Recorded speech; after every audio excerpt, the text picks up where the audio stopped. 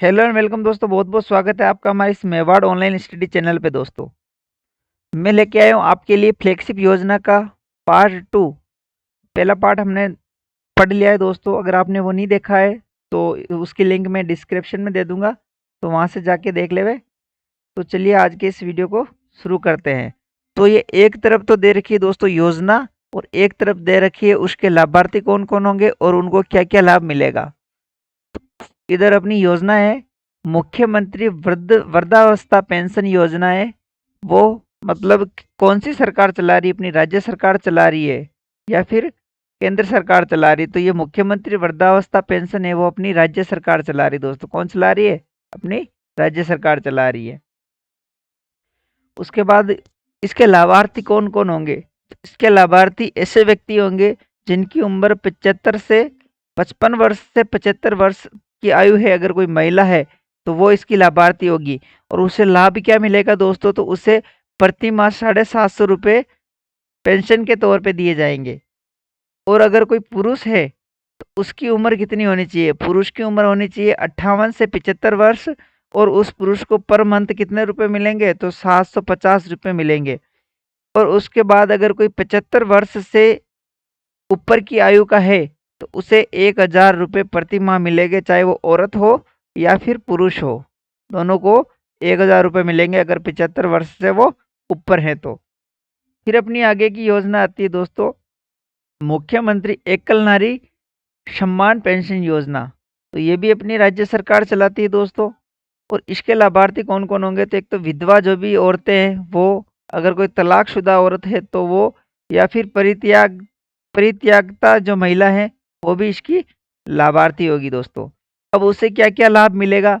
अगर उसकी आयु 18 से 55 वर्ष की है तो उसे 500 रुपये पर मंथ मिलेंगे। अगर उसकी आयु 55 से 60 वर्ष की है दोस्तों तो भी उसको 750 रुपये प्रति माह पेंशन के तौर पे दिए जाएंगे। अगर उसकी आयु 60 से 75 वर्ष की है तो 1000 रुपये प्रति माह दिए जाएंगे।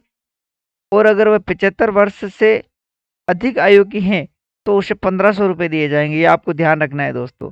मुख्यमंत्री वृद्धा पेंशन में तो केवल 1000 रुपये दिए जा रहे थे, लेकिन मुख्यमंत्री एकल नारी पेंशन योजना के तहत 1500 रुपये एक्स्ट्रा दिए जा रहे हैं दोस्तों, 75 प्लस वाले जो भी है उन्हें। फिर अपनी तीसरी आती है मुख्यमंत्री विशेष योजना सम्मान पेंशन योजना। यानी विशेष योग्यजन, यानी विशेष योग्यजन बोले तो जो मतलब कुछ कर नहीं सकते, जैसे किसी के ब्लाइंडनेस है या फिर कोई किसी का पैर नहीं है, किसी का हाथ कट गया है, यानी कुछ भी हमारे शरीर के अंदर विशेष योग्य जन सम्मान पेंशन योजना के तहत आते हैं। अगर कोई ऐसा है तो उसकी उम्र अगर 55 आयु से कम है और वो अगर महिला है तो उसे 750 रुपये प्रति माह पेंशन के तौर पे दिए जाएंगे। और अगर कोई 58 वर्ष की आयु से कम है पुरुष तो उसे कितने 750 रुपये प्रति माह दिए जाएंगे। अगर कोई 55 या फिर 58 से 75 वर्ष आयु का है, चाहे वो औरत है चाहे महिला है, तो उनको 1000 रुपये प्रति माह दिए जाएंगे। अगर कोई 75 वर्ष प्लस आयु का है तो उसे 1250 रुपये प्रति माह दिए जाएंगे, जो विशेष योग्य जन पेंशन योजना के तहत। इसमें देखो फर्स्ट वाले में तो दोस्तों 1000 रुपये देते हैं 75 प्लस वाले को, सेकंड वाले में देते हैं 1500, और इधर आ जाता है अपना 1250 प्रति माह। और कुष्ठ रोग व सिलिकोसिस पीड़ित है, अगर कोई इसके अंदर भी कोई कुष्ठ रोगी है या फिर सिलोकिसिस रोग से कोई पीड़ित है तो उसे 1500 प्रति माह दिए जाएंगे दोस्तों। ये आपको खासकर इसमें ध्यान रखना है। चलिए बढ़ते हैं अगली स्लाइड की ओर। फिर अपनी आती है पालनहार योजना। क्या आती है दोस्तों? पालनहार योजना। तो पालनहार योजना के अंदर ये मतलब 2004 की है दोस्तों। पालनहार योजना जो 2004 से चल रही है, ये योजना अनाथ बच्चों के लिए। पालनहार योजना किसके लिए? अनाथ बच्चों के लिए। माता पिता में से किसी एक की भी मृत्यु हो गई है तो वो बालक उसका पात्र हो जाता है। एक आजीवन कारावास की सजा काट रहा है अगर किसी बालक या फिर बालिका का पिता कोई आजीवन कारावास काट रहा है तो वो भी इस पालनहार योजना का पात्र हो जाएगा। अगर कोई कुष्ठ रोग या एड्स एड्स जैसे रोगों से पीड़ित है या उसके माता पिता पीड़ित है तो वो इस मतलब योजना का लाभार्थी हो जाएगा दोस्तों। परित्यागता या फिर कोई तलाकशुदा महिला है तो उसके बच्चे हैं तो वो भी इस पालनहार योजना के लाभार्थी हो जाएंगे दोस्तों।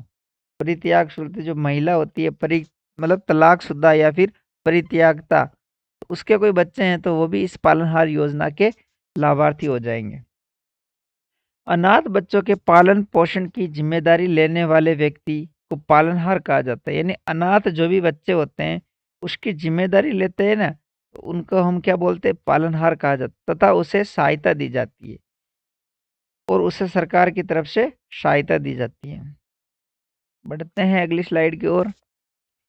फिर आगे आता है इसका मतलब अंदर कब कब कितने कितने रुपए मिलते हैं। तो इस योजना के अंतर्गत 0 से 6 वर्ष के आंगनवाड़ी जाने वाले बच्चे हैं अगर, तो उनको 500 रुपये प्रति माह मिलेंगे।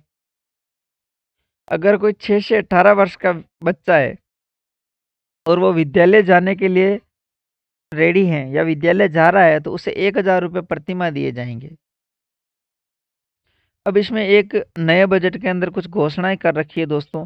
तो बजट 2022-23 में पालनहार योजना में 0 से 6 वर्ग के जो भी अनाथ बच्चे हैं उनको मिलने वाली सहायता राशि को 500 से बढ़ाकर कितने कर दिए हैं, 1500 कर दिए हैं। ये मोस्ट है दोस्तों, ये आपको ध्यान रखना है कि पहले तो कितने मिल रहे थे, 500 रुपये मिल रहे थे 0 से 6 वर्ष के बच्चों को।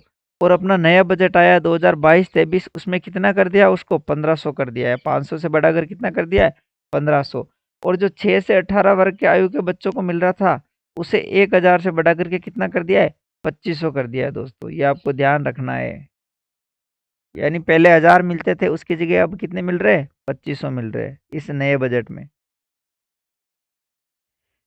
उसके बाद आता है अपना राजस्थान कृषि प्रसंस्करण कृषि व्यवसाय एवं कृषि निर्यात प्रोत्साहन नीति 2019। इस नीति को कब जारी किया गया था दोस्तों, इस नीति को 17 दिसंबर 2019 को जारी किया गया। कब किया गया है, 17 दिसंबर 2019 को। इस नीति की जो मुख्य विशेषता है वो किस प्रकार है, आप देखते हैं इसमें। तो इसकी फर्स्ट विशेषता है दोस्तों, समूह आधारित कार्य प्रणाली द्वारा फसल कटाई के बाद भी हानियों को कम करना है। एक तो इसकी ये मुख्य विशेषता होगी। उसके बाद आती है दोस्तों,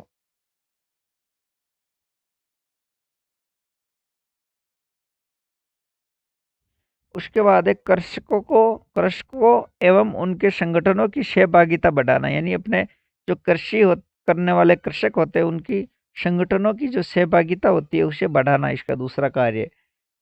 इसकी मुख्य विशेषता है। और तीसरी इसकी मुख्य विशेषता है मूल्य वर्धन और आपूर्ति श्रृंखला का विस्तार करके किसानों की आय बढ़ाना। यानी मुख्य उद्देश्य है इस योजना का 2019 वाली का, राजस्थान कृषि प्रसंस्करण कृषि व्यवसाय एवं कृषि निर्यात प्रोत्साहन नीति। तो इसका एक और मुख्य निर्देश ये है कि जो अपनी आपूर्ति श्रृंखला होती है उस किसानों की आय में वृद्धि करना होती है इसका मुख्य कार्य। बढ़ते हैं अगली स्लाइड की ओर दोस्तों।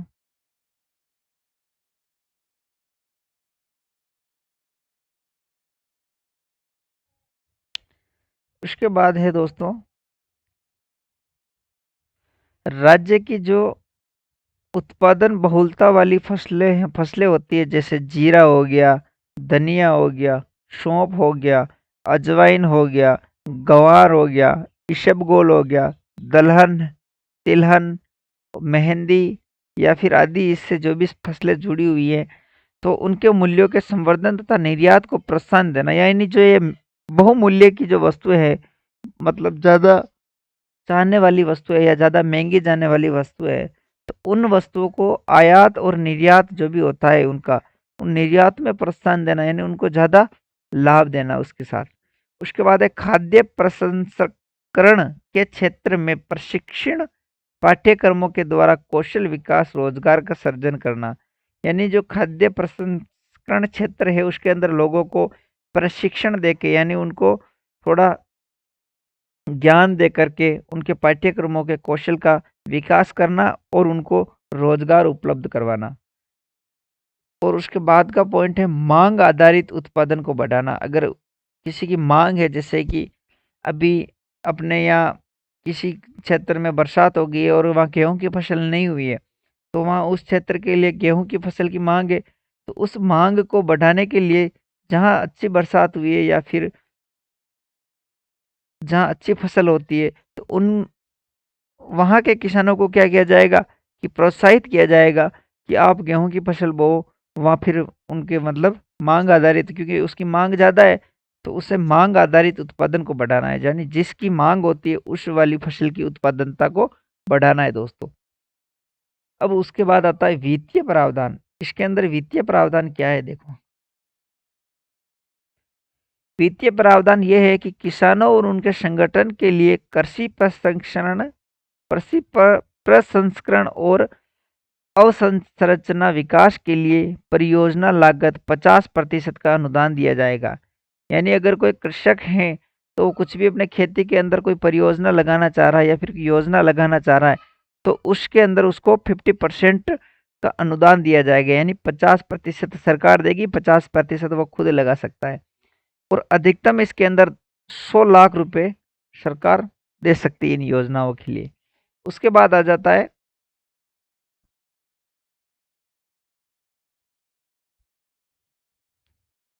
कृषकों को और अन्य सभी पात्र उद्यमियों के लिए। यानी कृषकों के लिए और अन्य सभी जो पात्र उद्यमी होते हैं उनके लिए परियोजना लागत कितनी कर दे रखी है दोस्तों?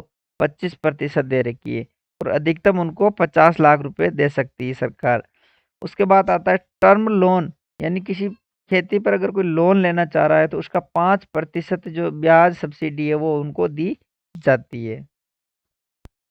उसके बाद है दोस्तों रोजगार के बागवानी उत्पादों को अन्य राज्यों के बाजारों में मतलब राज्य सरकार के बागवानी जो उत्पादों को क्या करना है, राज्य के अन्य बाजारों में ले जाने के लिए 300 किलोमीटर से अधिक अगर परिवहन के लिए 3 साल की अवधि के लिए प्रति वर्ष 15 लाख रुपए का अनुदान दिया जाता है। इसका मतलब यह है कि अगर आपके खेत में कोई बागवानी उत्पाद उत्पन्न कर रहे हो आप, तो वो आपके सिटी में बिक नहीं रहे या फिर आपकी सिटी की मंडियों में नहीं बिक रहे हैं, तो उसको आप 300 किलोमीटर दूर ले जा करके भी अगर किसी जगह बेचते हो, तो उसका खर्चा जो परिवहन का जो भी खर्चा आता है वो 3 साल की अवधि के लिए अगर सरकार उसको अनुदान 15 लाख रुपए तक का दे सकती है दोस्तों। उसके बाद राज्य के बागवानी उत्पादों के निर्यात के किराए में 3 वर्ष की अवधि के लिए प्रति वर्ष अधिकतम 10 लाख रुपए से 15 लाख रुपए का अनुदान देती है। अगर आप कुछ खरीदने भी जा रहे हो, अगर आप बागवानी उत्पादों में से, और आपका किराया लग रहा है, दूर जा रहे हो, तो उसके लिए भी सरकार आपको अनुदान देती है। वो 10 से 15 लाख होता है और वो 3 साल की अवधि के लिए देती है दोस्तों। उसके बाद बढ़ते हैं हम। उसके बाद है दोस्तों मुख्यमंत्री लघु उद्योग प्रोत्साहन योजना, जिसे MLUPY भी कहते हैं, मुल्यूपी भी कहते हैं। तो इस योजना का शुभारंभ हुआ है 13 दिसंबर 2019 को। कब हुआ है दोस्तों? 13 दिसंबर 2019 को। और इस योजना के अंतर्गत MSMI, क्या दोस्तों? MSMI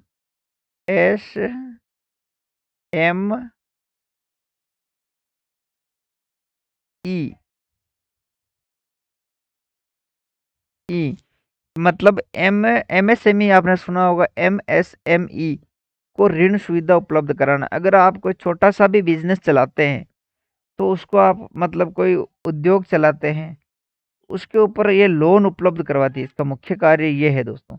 और कितने रुपए तक का? तो ये 10 करोड़ रुपए तक का उसको लोन दे सकती है।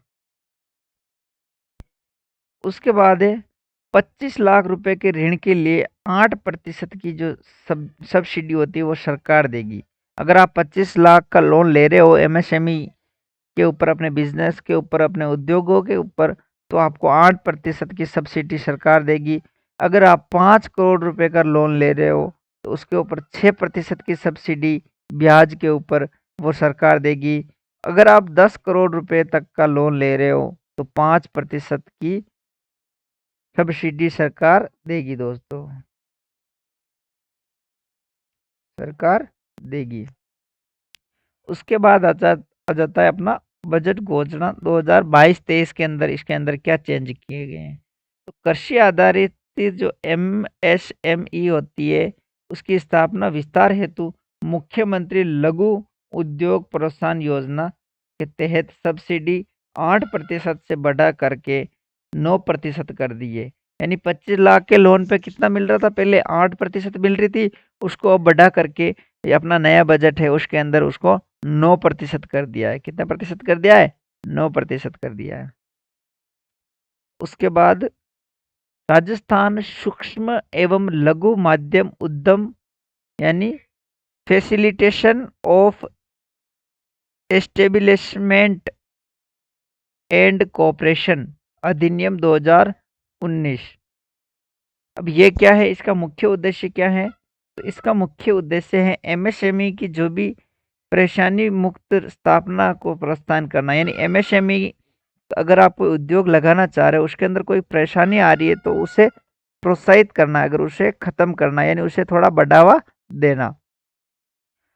तो ये जून 2019 यानी 12 जून 2019 को राज्य उद्योग मित्र पोर्टल की शुरुआत की गई। इसके तहत क्या की गई है दोस्तों? राज्य के अंदर अपने राज्य उद्योग मित्र पोर्टल की शुरुआत की गई है। और किसके द्वारा की गई है? तो राजस्थान सूक्ष्म लघु एवं मध्यम उद्यम जो अपनी फ्लैगशिप योजना है, इसके तहत 12 जून 2019 को राज्य उद्योग मित्र पोर्टल की शुरुआत की गई है। इंटेंट की घोषणा, अब इसके अंदर क्या है? इंटेंट की घोषणा की गई है दोस्तों। डिक्लेरेशन ऑफ इंटेंट प्रस्तुत करने पर नोडल एजेंसी एमएसएमई को पावती प्रमाण पत्र जारी करेगी। यानी ये एक ऐसी घोषणा की है कि अगर कोई उद्योगीकर्ती या फिर उद्यमी ये डिक्लेरेशन ऑफ इंटेंट प्रस्तुत करता है, तो जो उसकी नोडल एजेंसी होती है एमएसएमई की, वो एक पावती प्रमाण पत्र उसको जारी करेगी। पावती प्रमाण पत्र जारी होने की तिथि से 3 साल तक एमएसएमई को राज्य के सभी कानूनों के तहत अनुमोदन यानी अप्रूवल और निरीक्षण इंस्पेक्शन से छूट दी जाएगी। अगर ये कोई जारी कर देती है तो उस उद्योग कर्मी के लिए इंस्पेक्शन होता है और वो अप्रूवल होता है, वो 3 साल के लिए उसको छूट दे दी जाती है। यानी 3 साल तक वो नहीं होता है दोस्तों, 3 साल तक वो नहीं होता है। उसके बाद फिर आगे की योजना की तरफ बढ़ते हैं दोस्तों। उसके बाद अपनी योजना है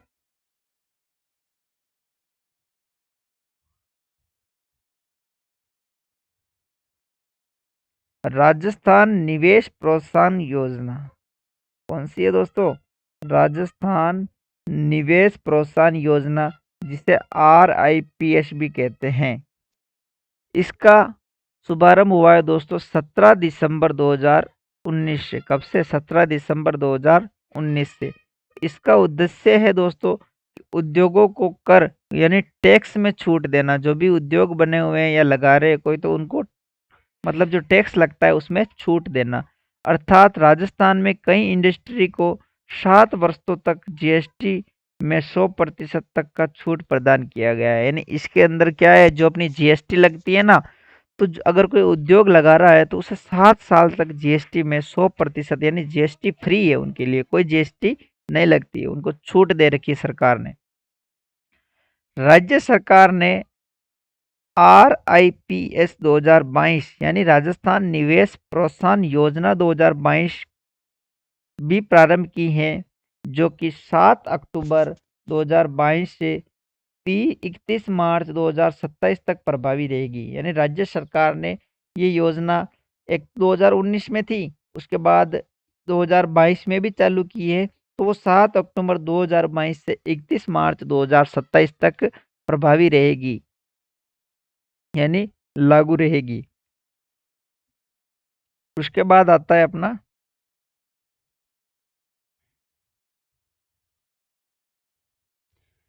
जन सूचना पोर्टल। अब जन सूचना पोर्टल तो आपने सुना ही होगा दोस्तों, और ये काफी चर्चा में भी है अभी।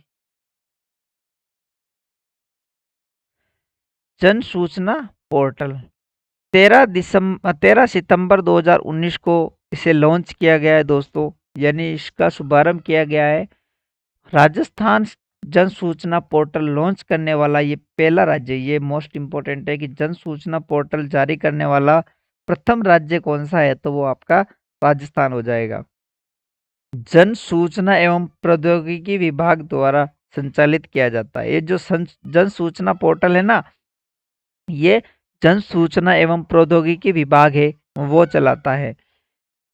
आरटीआई एक्ट की धारा 4(2) के तहत राजस्थान सरकार ने जन सूचना पोर्टल लॉन्च किया। ये इम्पोर्टेंट है दोस्तों, ये इम्पोर्टेंट, क्योंकि ये पूछ लिया जाता है कि आरटीआई एक्ट की धारा 4(2) के तहत राजस्थान सरकार ने जन सूचना पोर्टल को लॉन्च किया है। तो अगर आपको धारा दे दे कि भाई जन सूचना पोर्टल को किस धारा के तहत लॉन्च किया गया है, तो इसका राइट आंसर हो जाएगा दोस्तों धारा 4(2) के तहत, आरटीआई एक्ट धारा 4(2) के तहत। उसके बाद ये राजीव मिशन के तहत संचालित हैं। ये किस मिशन के तहत संचालित है? राजीव। अब राजीव का मतलब क्या होता है दोस्तों? राजस्थान इनोवे innovation mission, Rajasthan innovation mission. बढ़ते हैं अगली स्लाइड की ओर। फिर आगे आता है, इसके अंदर कुछ नोट दे रखा है। आर्थिक समीक्षा के अनुसार इसके अंदर कितने हैं? 115 विभागों में चल रही 260 योजना की 562 जानकारी जन सूचना पोर्टल पर उपलब्ध है, परंतु ये आंकड़ा बदलता रहता है। यानी जब हमने ये वीडियो बनाया है तब इसके अंदर 115 विभाग चल रहे थे, उसके अंदर 260 योजना थी, और 260 योजना के अंदर भी 562 जानकारियां जन सूचना पोर्टल पर उपलब्ध हैं। परंतु ये आंकड़े हमेशा बदलते रहते हैं, क्योंकि कभी और कोई नई योजना आ जाती है तो वो भी इसके अंदर जोड़ दी जाती है। उसके बाद आता है अपना राजस्थान के अंदर जन आधार योजना। क्या है राजस्थान के अंदर? जन आधार योजना। तो देखते हैं राजस्थान के अंदर जन आधार योजना किस प्रकार है। तो विभिन्न विभागों के लाभ सरलता, सुगमता एवं पारदर्शी रूप से आम जन तक पहुंचाने के उद्देश्य से एक नंबर या एक कार्ड या फिर एक पहचान की विचारधारा के प्रभावी क्रियान्वयन के लिए 18 दिसंबर 2019 को जन आधार योजना का शुभारंभ किया गया। तो इसके अंदर आपको एक डेट मिली हुई दोस्तों कि जन आधार योजना का शुभारंभ कब किया गया है, तो 18 दिसंबर 2019 को किया गया है जन आधार योजना का शुभारंभ। ये मोस्ट है दोस्तों, इम्पोर्टेंट है। और इसे मतलब ये तो तब तो इनको शुभारंभ किया गया था, लेकिन इसको लागू कब किया गया है? तो इसको लागू किया गया 1 अप्रैल 2020 को, और शुरू यानी क्रियान्वयन के लिए 18 दिसंबर 2019। ये दोनों डेट इंपॉर्टेंट हो जाएगी दोस्तों, याद रखनी है आपको।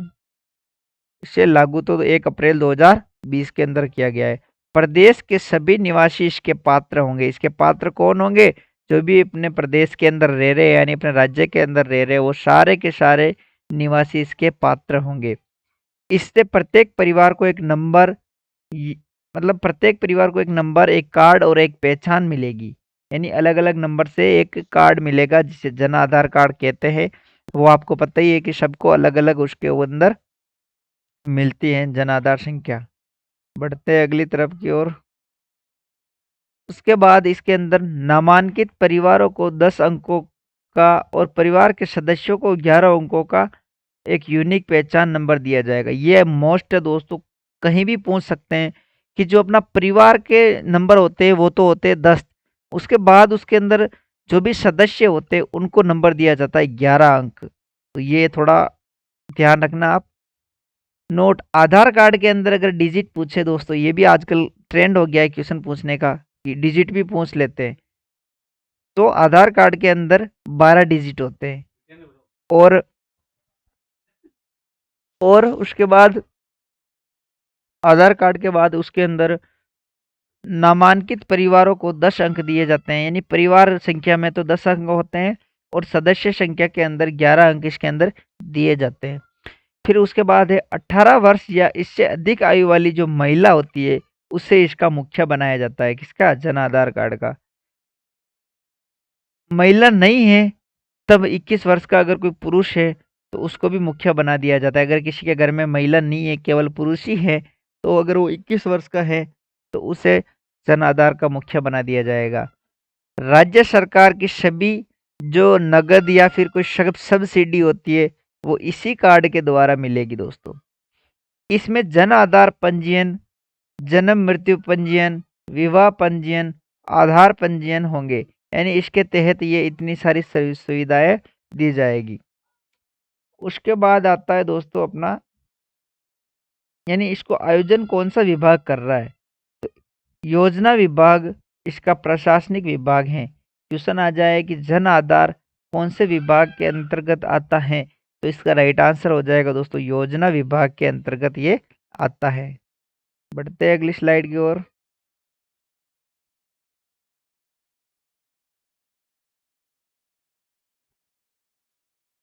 अब उसके आगे आता है क्यूआर कोड।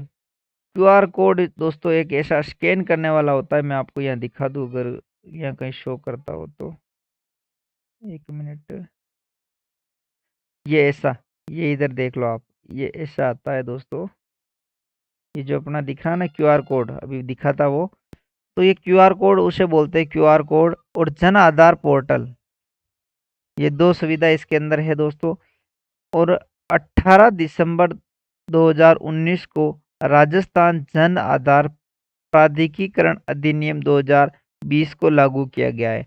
कब किया गया? राजस्थान जन आधार प्राधिकरण अधिनियम 2020, तो इसको 2019 के अंदर लागू किया गया है, यानी 18 दिसंबर 2019 के अंदर इसको लागू किया गया है।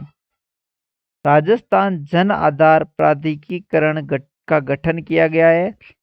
उसके चेयरमैन और मुख्य सचिव कौन है? तो उसके चेयरमैन, एक तो चेयरमैन और मुख्य सचिव होता है इसके अंदर, राजस्थान जो जन आधार प्राधिकरण का गठन किया गया उसके अंदर। और एक होता है, इसका मुख्यालय कहाँ है? तो इसका मुख्यालय जयपुर के अंदर है दोस्तों। जो अपना जन आधार है ना, उसका मुख्यालय कहाँ है? जयपुर के अंदर है। अब उसके बाद है, ये आइडेंटिटी प्रूफ है। ये क्या है? एक अपना आइडेंटिटी प्रूफ है, ये अपना एक प्रूफ हो गया, पहचान प्रूफ है ये दोस्तों। ये अपना एड्रेस प्रूफ है, ये अपने घर के एड्रेस के प्रूफ के लिए भी ये वैध है, जो जन आधार कार्ड है। इस योजना का अब क्रियान्वयन किस प्रकार से होगा वो देखते हैं कि इससे मिलने वाले लाभ हमें किस प्रकार मिलेंगे। बढ़ते हैं अगली स्लाइड की ओर। तो राज्य स्तर पर ये काम करता है दोस्तों, आयोजन विभाग है इसके ऊपर। और फिर जिला स्तर पर इसके अंदर जिला कलेक्टर आता है। और ब्लॉक स्तर पर इसके जो अधिकारी होते हैं वो उपखंड अधिकारी काम करते हैं दोस्तों इस जन आधार योजना के तहत। और इसका मुख्य उद्देश्य क्या है? तो इसका मुख्य उद्देश्य है राजस्थान के निवासी परिवारों का डाटाबेस तैयार कर उन्हें एक नंबर या एक कार्ड या फिर एक पहचान प्रदान करना, जो इस योजना का मुख्य उद्देश्य है।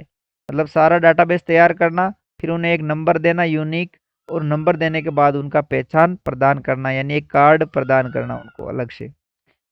फिर 2 नंबर पे आता है लाभार्थी को नगद लाभ बैंक खातों में तथा गैर नगद लाभ आधार प्रमाण के उपरांत घर के नज़दीकी स्थानांतरित करवाना। यानी इसका मेन उद्देश्य ये है दोस्तों कि जो भी अगर कोई इसके अंतर्गत लाभार्थी हैं तो उनको जो नगद आता है वो सीधा उनके खाते में चला जाता है।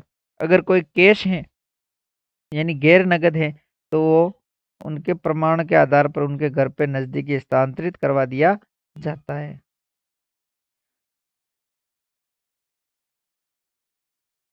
उसके बाद है तीसरे नंबर पर, राज्य के निवासियों को विशेषकर ग्रामीण क्षेत्रों में ई कॉमर्स और बीमा सुविधा उपलब्ध करवाना। यानी इसका मुख्य उद्देश्य है कि अगर कोई ग्रामीण है तो वहाँ पर ई कॉमर्स की सुविधा उपलब्ध करवाना और उनको बीमा उपलब्ध करवाना। ई मित्र तंत्र, ई मित्र आप सबने देखा होगा दोस्तों, तो वो उसको जन आधार प्राधिकरण के अधीन लाकर उन पर प्रभावी नियंत्रण रखना है। मतलब ये ई मित्र के द्वारा भी आप जन आधार कार्ड बनवा सकते हो, सुधरा सकते हो, कुछ भी कर सकते हो। उसके बाद 5 नंबर पर आता है महिला सशक्तिकरण एवं वित्तीय समावेशन को बढ़ावा देना। इसका मतलब ये है कि इसमें मुखिया महिला को बना रखा है, तो ये महिला सशक्तिकरण एवं वित्तीय समावेश को बढ़ावा देना इसका मुख्य कार्य है। उसके बाद है राज्य में विद्यमान तकनीकी एवं अपनी इलेक्ट्रॉनिक ढांचे का विस्तार करना, यानी अपने राज्य के अंदर जो भी तकनीकी हैं उसको बढ़ावा देना। और अगर कोई इलेक्ट्रॉनिक यानी जैसे कंप्यूटराइज अगर कोई ढांचा है तो उसे भी विस्तृत करना, उसे भी थोड़ा बढ़ाना। क्योंकि अगर आपके पास जन आधार कार्ड होगा तो आप कंप्यूटर से थोड़ा जुड़ोगे, अगर आपके पास जन आधार कार्ड होगा ही नहीं तो आप कंप्यूटर से कैसे जुड़ोगे। तो ये मतलब इसमें भी बड़ा सहयोगी है। उसके बाद आता है अपना जन कल्याणकारी जो योजना होती है, वो परिवार या परिवारों के सदस्यों की पात्रता का निर्धारण करती है इसके द्वारा, जन आधार कार्ड के द्वारा, कि भाई ये परिवार का ये सदस्य इसके अंदर से पात्र है। क्योंकि उस जन आधार कार्ड में सारी डिटेल होती है कि आप कितने पढ़े लिखे हो, क्या करते हो, क्या नहीं करते हो, आप मतलब किस श्रेणी में आते हो, मतलब उसमें पूरी डिटेल जन आधार कार्ड के अंदर हम देते हैं। तो उससे गवर्नमेंट को पता चलता है कि हाँ ये बंदा इसी योजना का पात्र है।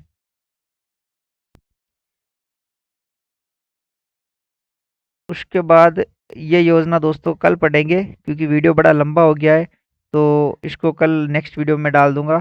Thank you for